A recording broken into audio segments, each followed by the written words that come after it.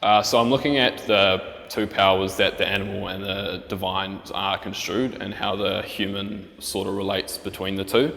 And that's sort of symbolic of where the brass Z comes in, and how the human moves between the two powers. I've got the clay nest, which is sort of a really raw form of architecture, and has got this idea of sort of the primitive hut.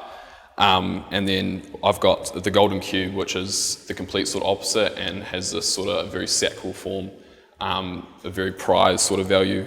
And the two sort of contrast each other quite interestingly. And I've got the wax in which the two are set into, which sort of has this,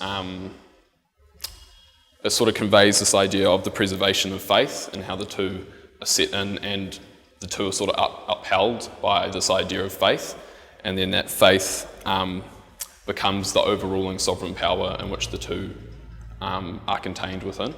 The model puts into question the idea of the preservation of faith, and how it sort of creates sovereign power, and that the limits of reason exposed by the divine become that overruling law.